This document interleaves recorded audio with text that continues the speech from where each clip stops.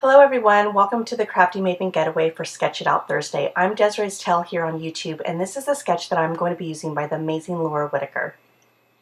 And the photograph I'm going to be working on today is of my husband and son, and they went on a hiking trail while I was with my daughter at a birthday party to watch Beauty and the Beast. So my husband took my son out so that way he had something to do for the day. And the collection that I'm going to be using is by Little Yellow Bicycle called Fern Forest, and I don't think they're around anymore, but this collection could have gone either a toddler or, in this case, an older boy. And so what I noticed is that I had already cut it and played with this collection before, and there wasn't a whole lot to it. So I kind of just cut an odd angle out of that leftover star paper, so that way I had a nice crisp cut left. And then I'm going to cut it again, so where I had one piece of the triangle, which I'm going to try to incorporate, thinking maybe I won't use the strip that I had cut in half to hide behind that other orange striped paper. But I decided to go ahead and continue on with the sketch. Now, I'm going to go ahead and mat some of the paper with other papers from that collection as well.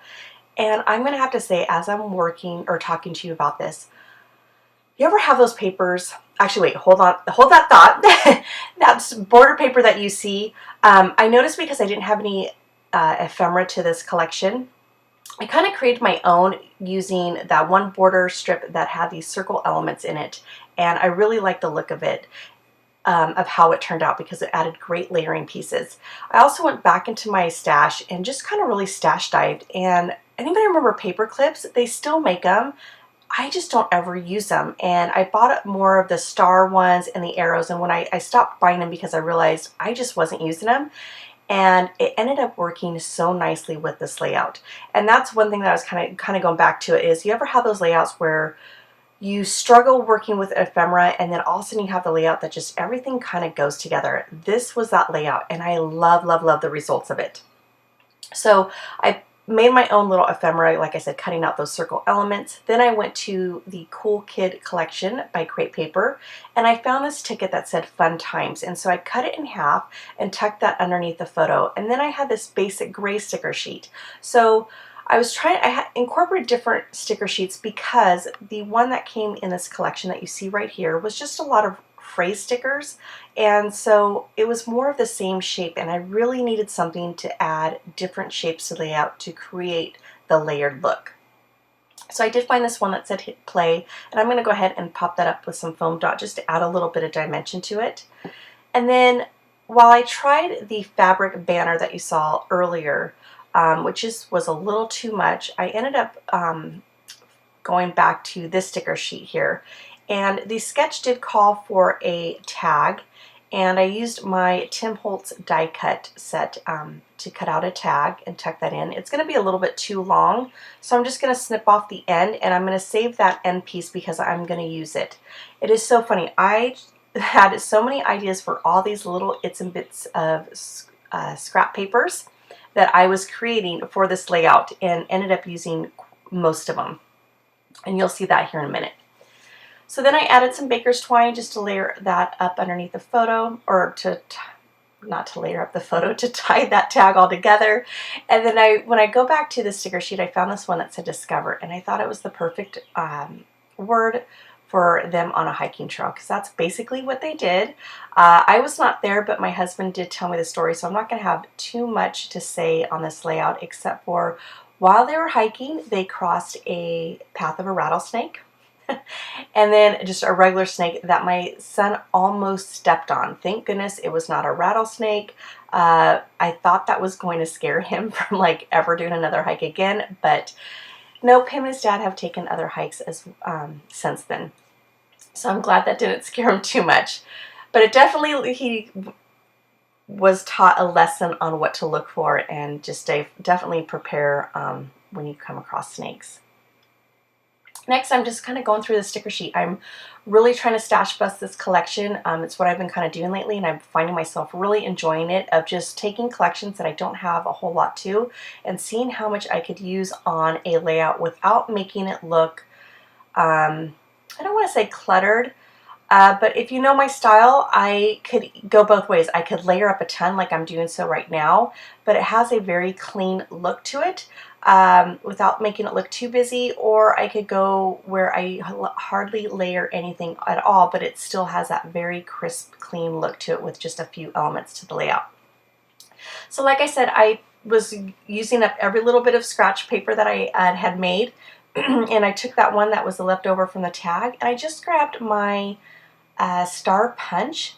I haven't used those things in a long time, and I noticed that people are starting to use punches again, and I really am so glad that I kept the ones that I've ever purchased. So I just create some more stars to also go and tie in with the star paper clip. And just again, I'm layering things up and trying to create a visual triangle. Now I'm going to create that visual triangle by adding some at the bottom. However, not every single piece that is in each of my clusters is going to make it to the bottom, and you'll see that here in a minute. I didn't even put the star on the right hand side. I tried to. So here it is. Like I said, that leftover piece where I created those circle elements, and I thought, what if I cut this in a strip and make that in the bottom? And this is where I kind of got an idea of what I could do at the bottom. It ended up being too thin, but I just was trying to, and I knew it was going to be too small. However, I just wanted to see the look and see if I liked that look, and I end up really liking it. And you're going to see me go back to that here in a minute. So here's my title. I never make you guys watch me adhere all that, because I definitely use some tacky glue to adhere that down. These are just faux cork pieces. They're actually chipboard, and the title is Hitting the Trails. And then the tile stickers that I used are from Studio Calico.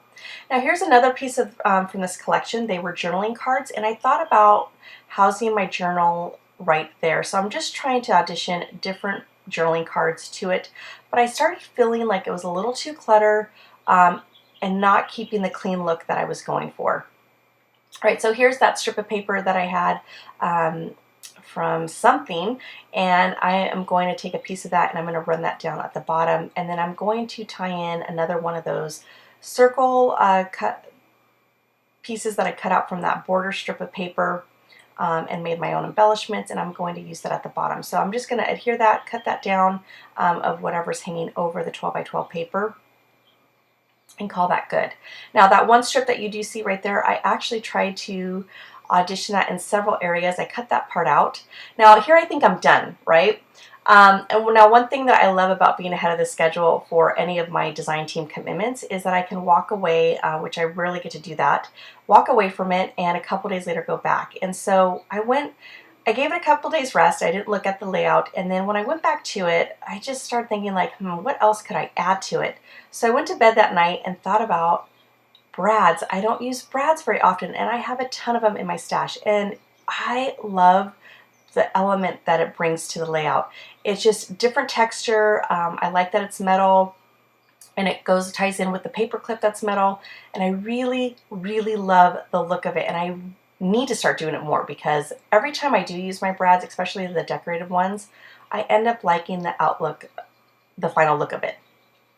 So here I am just kind of playing with them on seeing which ones I want to use, and I end up using, I think, one from maybe one or two of them from Basic Gray. I end up only using two, and actually I take that back. One of them is going to be from Simple Stories, where it's just a flat back. I had to add some additional double-sided red sticky tape to it in order for it to adhere. So that does have concern for me, because I'm hoping eventually it doesn't ever fall off the page. So I know some people love that. However, I like the old school additional one where you put a hole in it and you put the prongs through and then press it in the back, and that way I know it is secure and it is definitely not going anywhere.